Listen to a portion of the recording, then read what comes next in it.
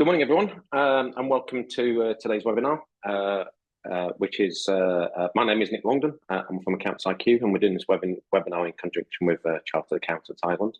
And this morning is all about digital transformation, and specifically how you can empower your finance team with the right technology. Just a few little bits of housekeeping, if that's okay, just to start with, while other people are joining the webinar.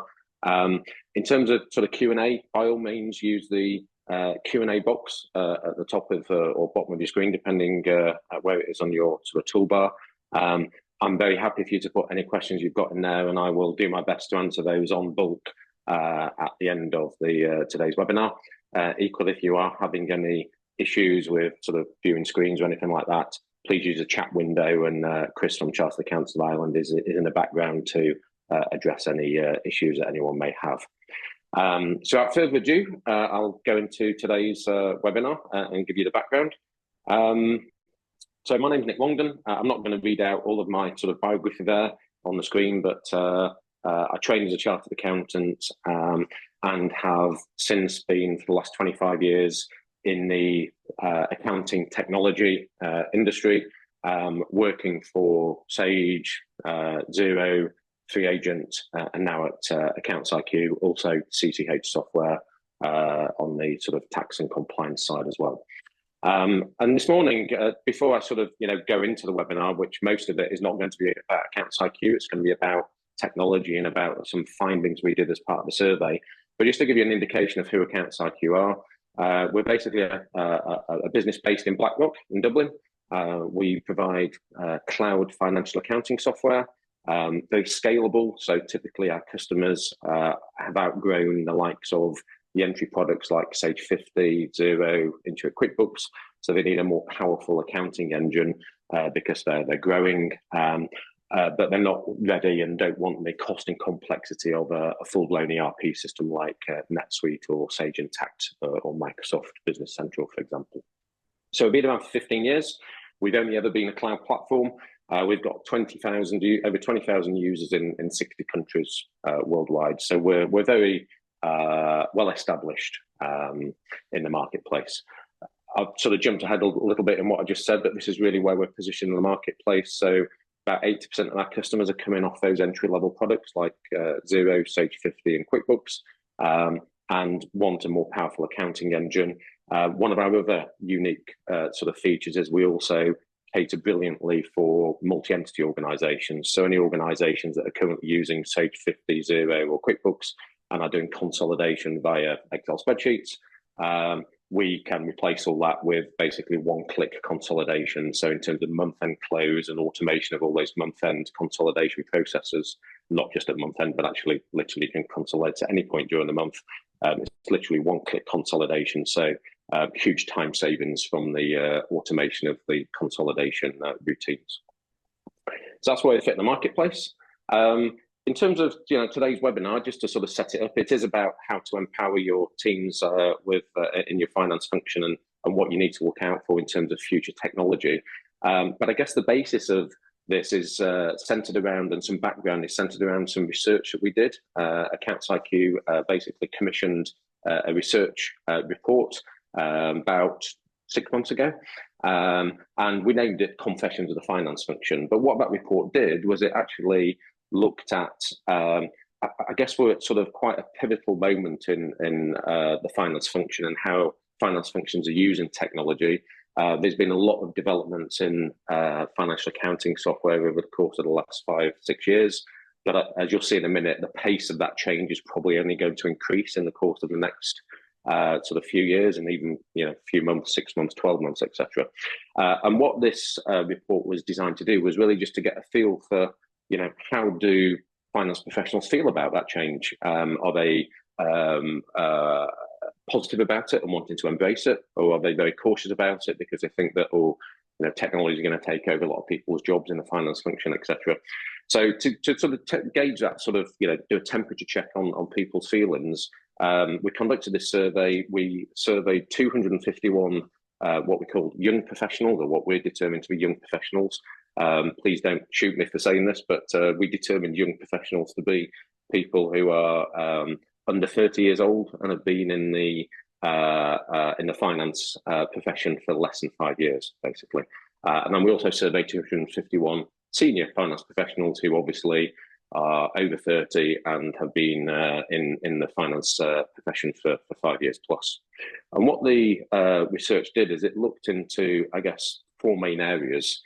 First of all, how finance professionals perceive themselves. Secondly, what their level of job satisfaction was. Thirdly, what their frustrations and ambitions are in terms of, either technology or where their career is going. And ultimately, how do they think technology will advance their role in the future, or in a doomsday scenario, which we'll come into later, will it potentially eliminate their role altogether? So just going through some of these findings, and the findings are in four distinct areas. The first set of findings were around the sort of what we call solving the efficiency problem. So, there's an awful lot of automation already in financial accounting software. Things like the ability to automatically reconcile invoices and the bank via automated bank fees, for example. Another example would be the optical character recognition for taking receipt details or supplier invoices, extracting the data from there and automatically creating the transaction in the software itself. So there's an awful lot of technology already available in the software, but equally there's an awful lot of people in the finance profession that aren't actually using that technology at the moment, and are still very reliant on very labour-intensive data collection. They're still very reliant on Excel, for example, in terms of processing and sort of analysing the data. And some of the findings here you can see, again, I'm not going to read all these out, but 82% of senior and 75% of junior finance professionals spend as much of a quarter of their time on labour-intensive data collection. Spoke to one client the other day, and they have 3,000 purchase invoices, which they're manually processing each month. And they've got a team of 8 in their finance team to just literally process those 3,000 purchase invoices, which is quite a mundane and repetitive job, obviously. And when you're in that sort of scenario, it can be quite soul destroying that you're having to do all those repetitive bits of data entry.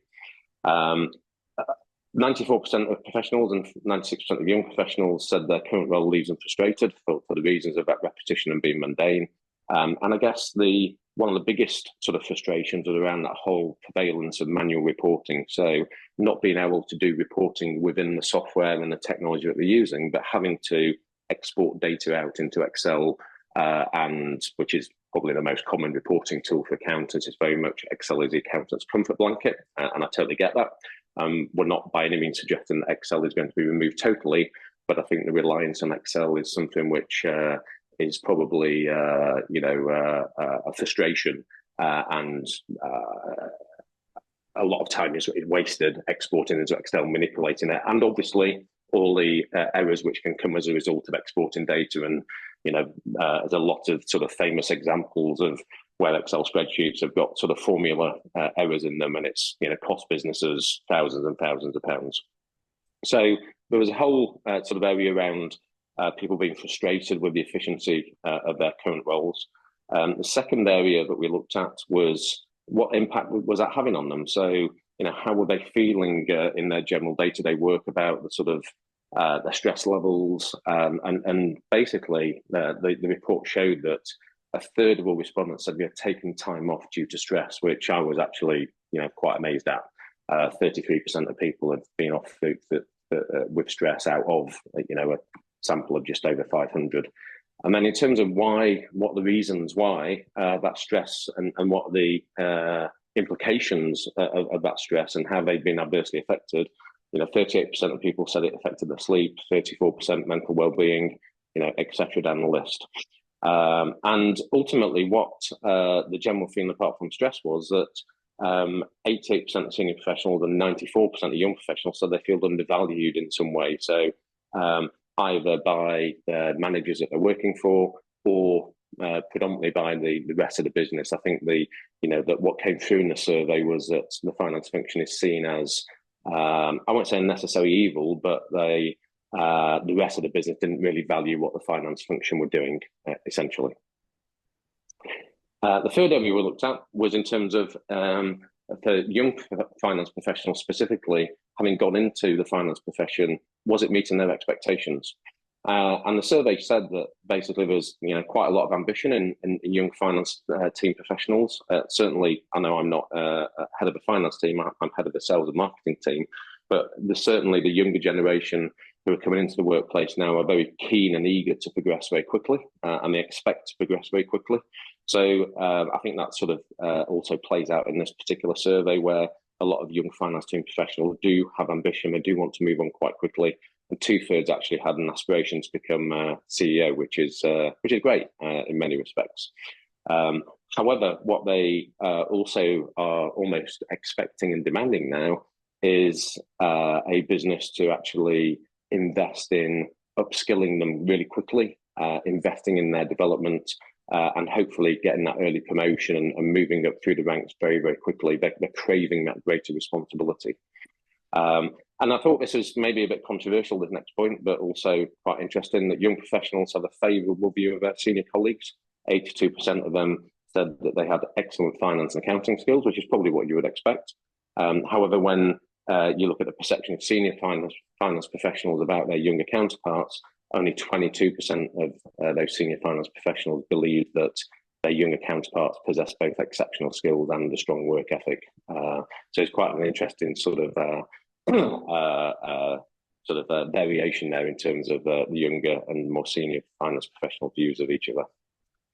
So in those three main categories, basically the sort of summary findings were that more than half of young professionals do not currently plan to stay in their profession for more than 10 years, largely due to those frustrations around the mundane and repetitive tasks that they're in, the reliance on Excel, and ultimately that they haven't got the technology at their fingertips to enable them to do the more interesting, more personal development, more analytics of the data. So working on the data rather than in the data, as I always call it.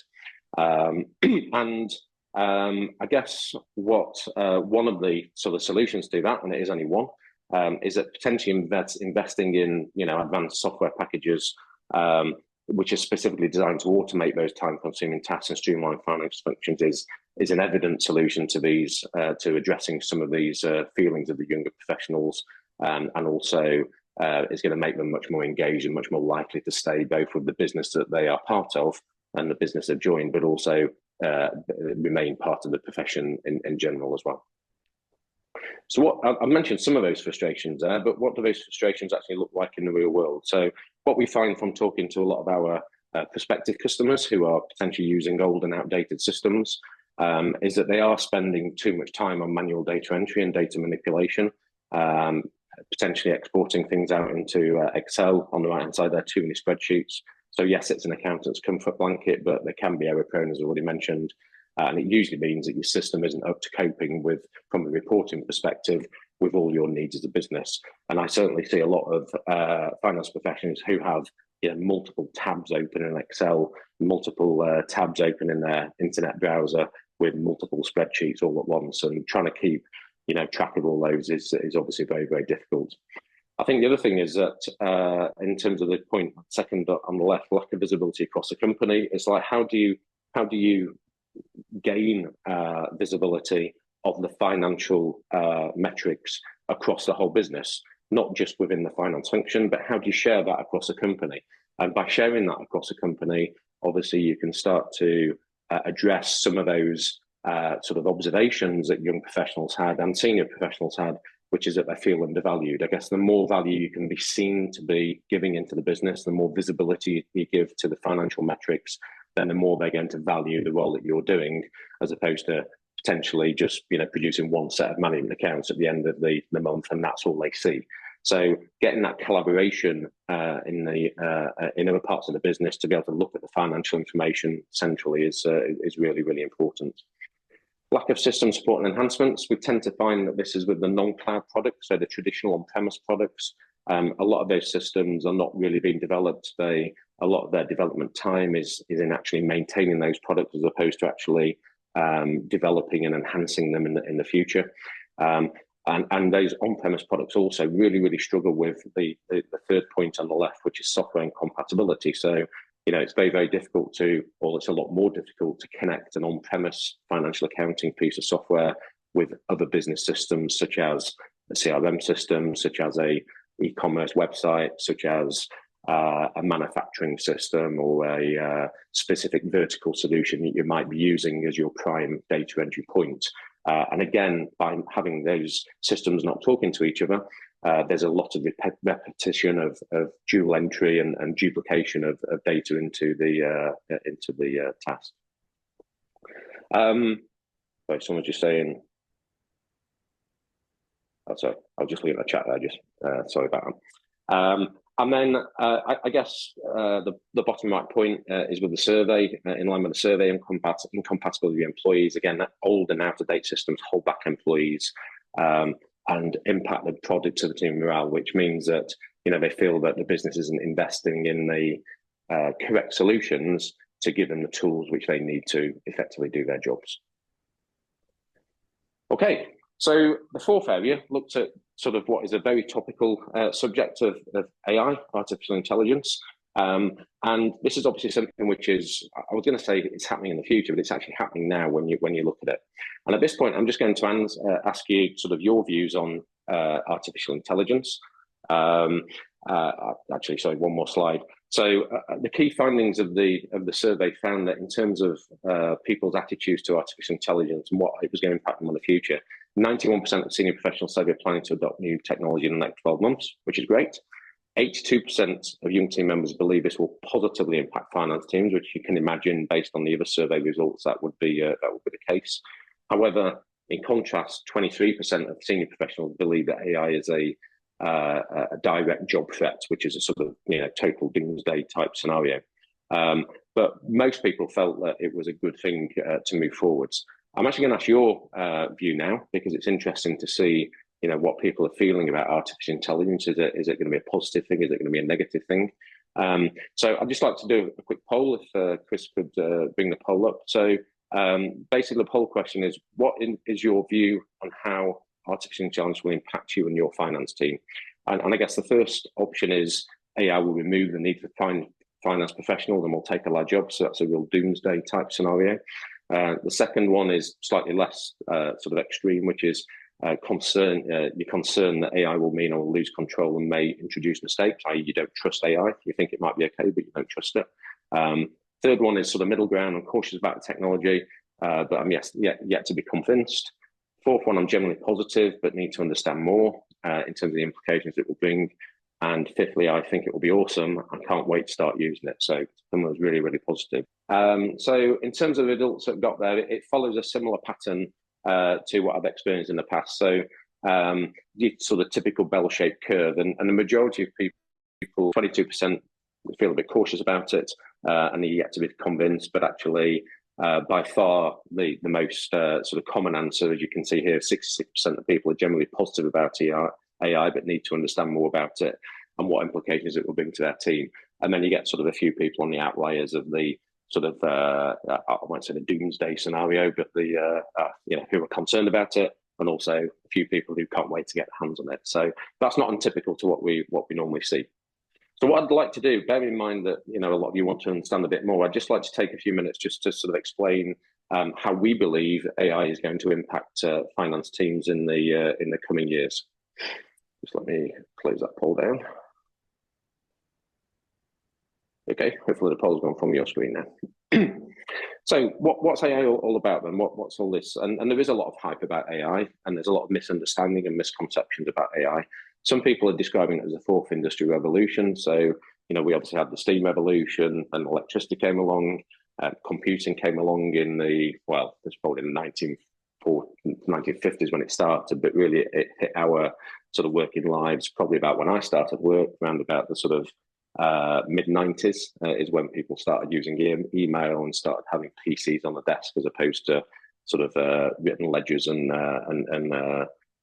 extended trial balances and things like that, which is what happened when I started in practice. But I think it's important to understand the different types of AI, and also, AI has been overused, in my view, as a term, because there's different types of AI. I was a first sales director at Zero UK in 2012.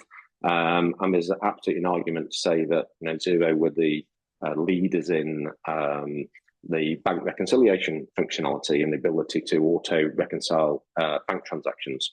Now, that's using something called machine learning. So what that means is that the system was actually learning from previous transactions, and then based on previous transactions and based on previous things which the user had done, it would then be able to automate future transactions which it found which were exact matches in terms of how that last transaction was actually processed and how it was analyzed, etc.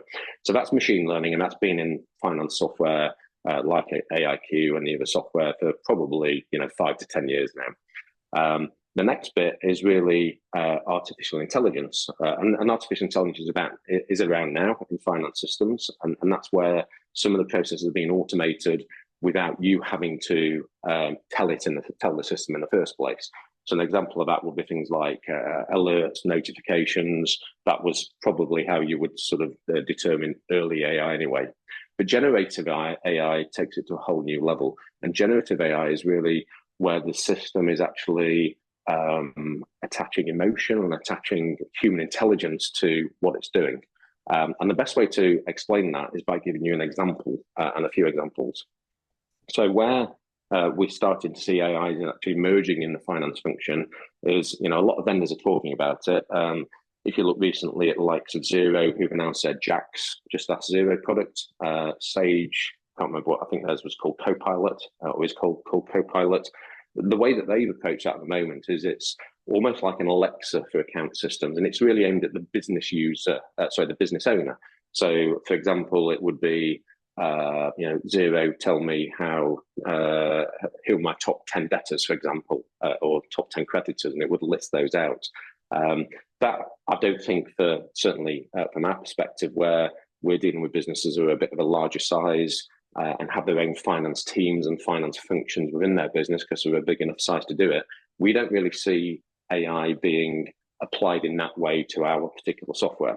I'll come on to how we do see it being applied in a few minutes' time. But I guess just to explain the difference between machine learning and artificial intelligence, I'm not sure how many of you used ChatGPT. If you haven't used it, I would recommend you at least have a play around with it. ChatGPT is at a basic level free of charge, so any of you can sign up. And as preparation for this particular sort of presentation, I wanted to understand how AI is going to impact finance teams and the finance functions in the future. So I typed in a query into ChatGPT, which was something like, how will AI impact finance teams over the next 5 years? I can't remember the exact sort of question I put in there, but I put it in. Now, just to explain the difference between ChatGPT, which is sort of generative AI, versus how I would have done that in the past. In the past, I would have gone to Google, I'd have typed in that same search query, it would have come up with a list of however many websites, however many pages that sort of match my search criteria. I'd have then clicked into each one of those websites. I'd have looked at what was on there. I'd have probably made a few notes on a scrap piece of paper. I'd have probably gone into 5, 6, 7 of those. And I'd have then essentially spent a period of time, 15, 20 minutes, actually structuring the information I found onto a PowerPoint slide, such as the one in front of you now.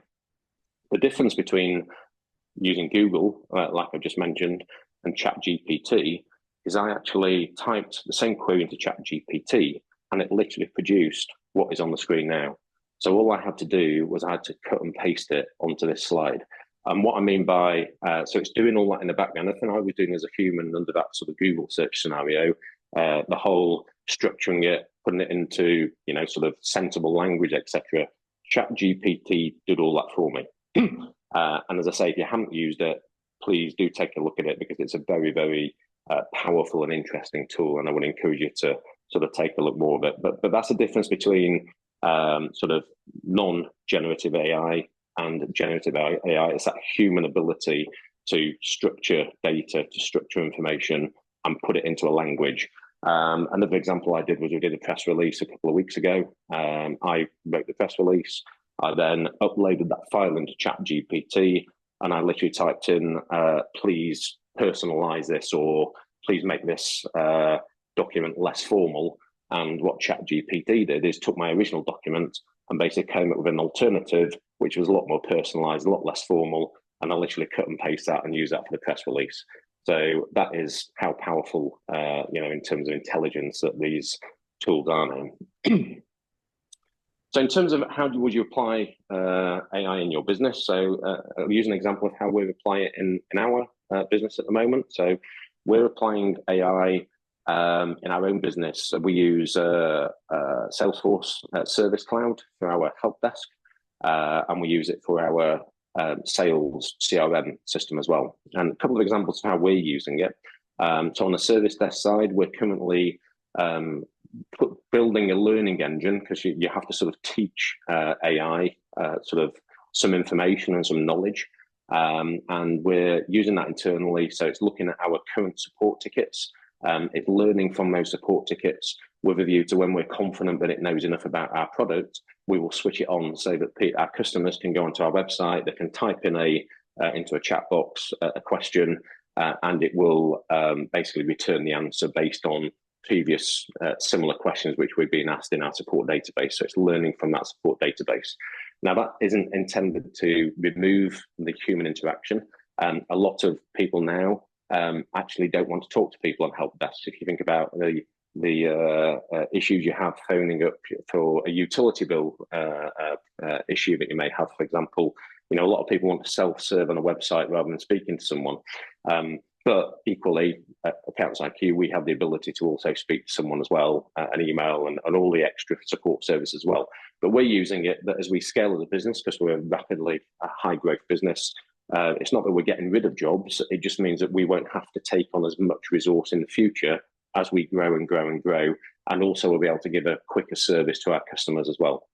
On the sales side, it's even more interesting. So now if we were doing a sales call with a prospect, with that permission, we switch on AI in that Teams call. We use Teams as a standard with Microsoft House at AccountsIQ. We do that sales call, that prospect call, and what Salesforce AI does is it actually produces a transcript of that call and does a summary at the end of it, highlighting all the key points. That is proper generative AI. So it's actually, instead of the salesperson having to sit at the end and type out lots and lots of notes about how the meeting went, Salesforce AI is generating all that for the salesperson. What that then turns their job into is a review of those notes, and maybe they may want to adjust some of them or add a few in or take a few out. It's taking 90% of the work, it's doing it for them, with the salesperson's job just reviewing and amending, basically.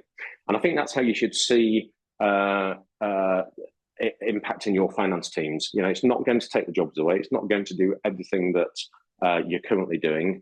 What it is going to do is going to take more and more of those mundane tasks away, those relatively low value add, repetitive, mundane sort of tasks around data processing, data input, and allowing then your teams to actually spend more time on looking at the results of the data, interpreting the data, analyzing the data, and sharing the data with the rest of your business or the rest of your practice, rather than spending time actually creating data in the first place. And that's how I think you should see AI as a finance function. So therefore, how does the skill set change in terms of when you're hiring people potentially for the future? What you're really looking for is people who, you still have to have the fundamental accounting basics, because in order to review things, you need to have the knowledge to be able to do that review. You need to be able to have the knowledge to look for potential errors in what AI has done, or potential areas that you think you want to highlight more. So it's not taking away that need for a finance professional to have that professional knowledge and that basic accounting knowledge.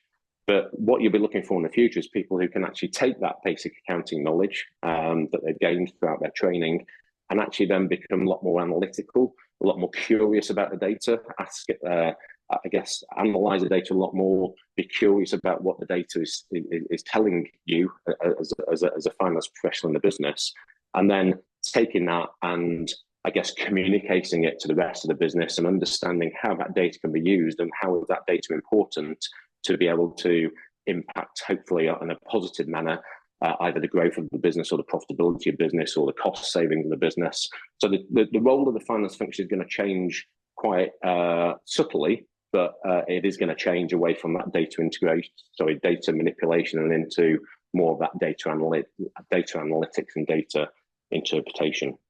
I'm not going to go through all those on the screen because that's just some of the areas you could look into. Things like, I guess, other areas we see in the finance function that AI is going to help is things like around credit control and debtor chasing. I know there's various products out there that do that relatively well, but AI will take that to the next level and will automate that more. It will become a lot more intelligent around how it chases debt, which will probably increase and should increase your ability to, sort of reduce your debtor days, etc.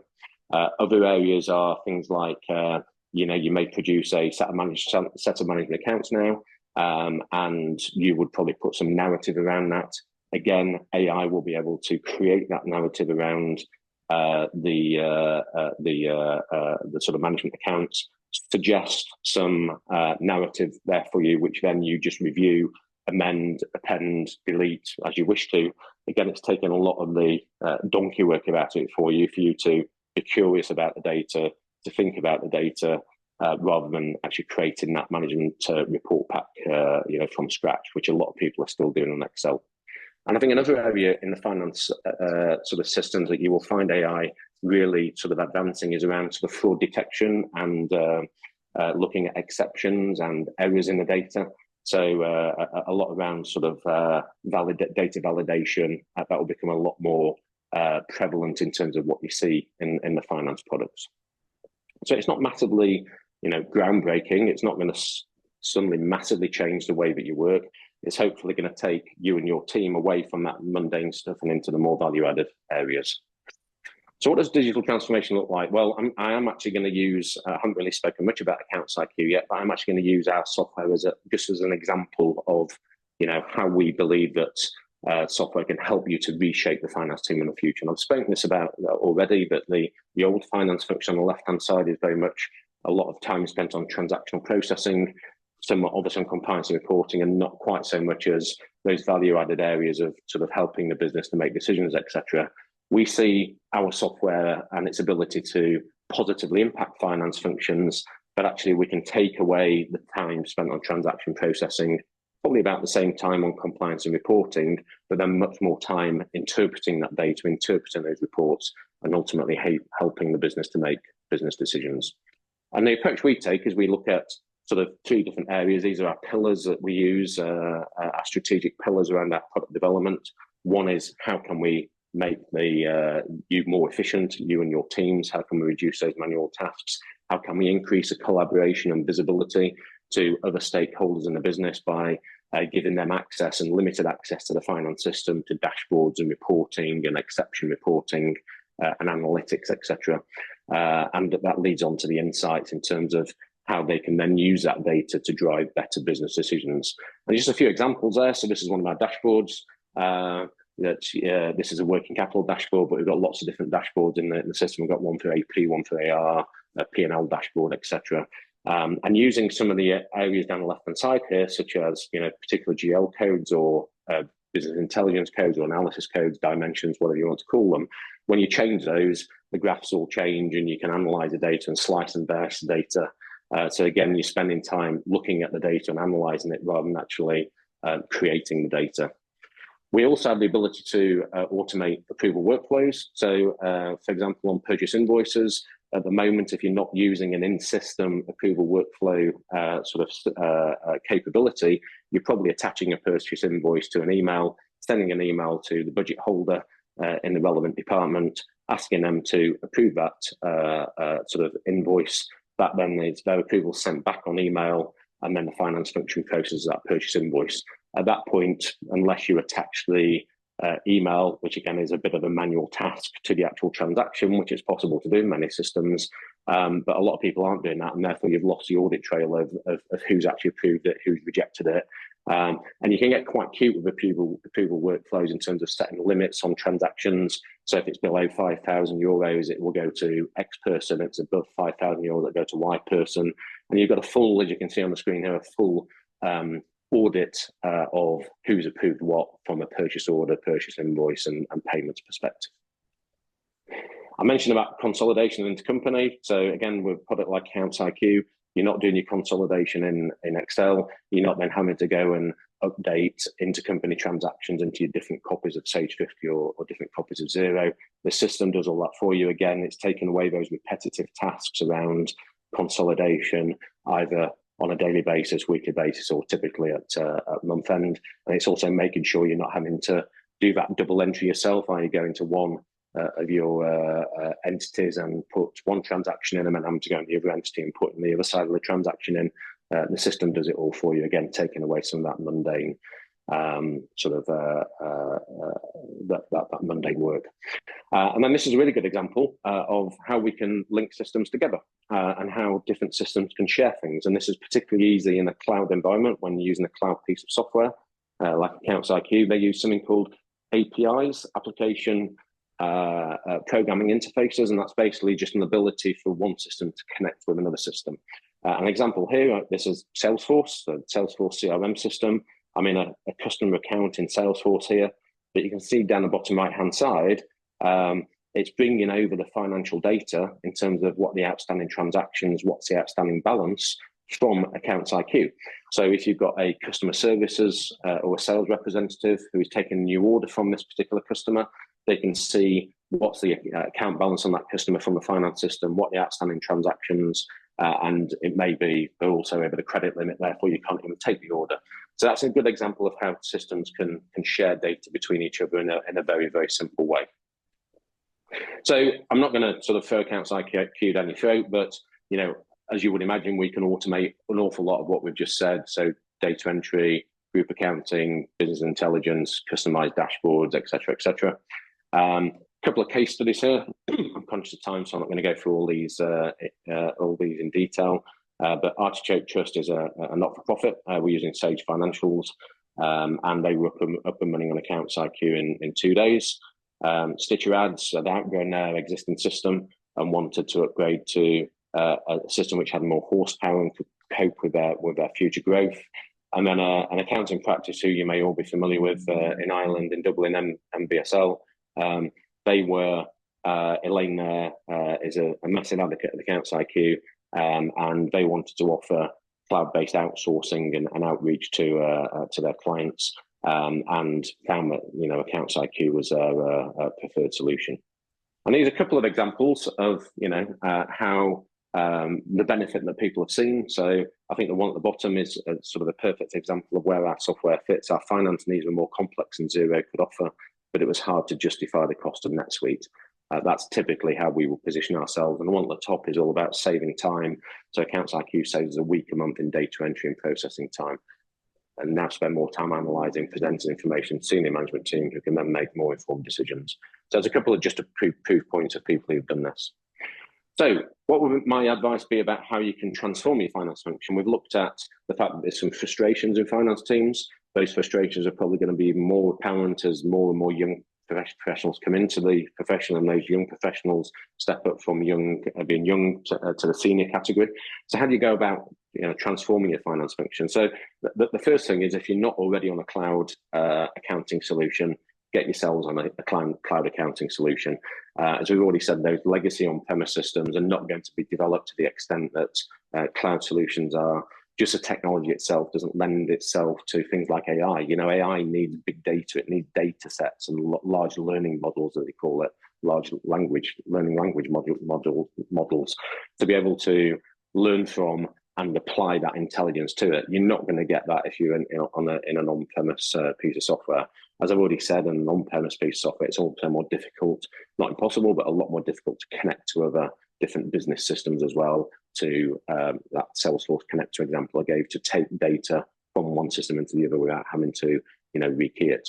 And certainly adopt the core financials in the cloud FMS system, and then look at some early digital wins. So if you're not using bank feed technology or auto reconciliation, start using that. If you're not using the automatic processing of supplier invoices, for example, so the ability to send a PDF sort of supplier invoice to a centralized email box, which then the system automatically picks that up, lifts the information off the invoice, creates a transaction for you, shows you a copy of the invoice next to it, and then your job becomes a reviewing of, has it picked the information up correctly, as opposed to having to type in the date, the VAT rate, the supplier, etc., and doing all that manual repetition. So those are what we call, having multiple digital wins. The next phase is, once you've got all that bedded in, how can you start to collaborate with other people on the system? How can you introduce those approval workflow systems that I mentioned? How can you start to give other stakeholders in the business, which is point 5, how can you give them access to those dashboards, for example? You probably don't want them, I'll use the word, messing around in the finance system, but you do want to give them the ability to view those dashboards at a management information level. So as soon as the core system's in, then you can start to invite people in from other departments in the business to actually share that information and give them the insights that they want as key stakeholders in the business. And last slide now, ultimately, and I encourage you to sort of sit back and take the time to, I've used the word create your dream. That's probably a little bit sort of, over elaborate. But, it's important that you do sort of consider, because the technology is moving so quickly, what is the vision for your finance team? What's its purpose? What does it look like in 3 years' time in terms of size, in terms of skill sets that you need? What obstacles are in the way to actually moving and creating that dream and taking people through this digital transformation sort of project? My experience there is that the biggest obstacle are actually people, not the technology. It's the people who sort of say, well, we've always done it that way, and I want that particular report in that particular style, or why can't I do it like I used to? And it's important that you get those people engaged right at the start of the project, make them feel involved in the project, make them feel involved as part of the digital transformation process, rather than just imposing this on them, would be my advice to you. So, analysing which people and processes, and again, my advice to you on the process side would be, just because you've always done it that way in terms of a process doesn't mean to say that that's the right way to do it. The technology can help you now. So it's a good opportunity to actually sit back and look at your current financial processes. How can they be improved? And certainly, if you were to come to a product like ours, we've got implementation consultants who would share their best practice. Have implemented hundreds and thousands of systems across the world, so they can take their best practice and actually advise you on how the technology can help you change your process. But don't be too concerned about keeping your existing processes. This is an opportunity to actually look and review those processes and actually improve them in the future. And then also a good opportunity to look at what data points you want to track and measure.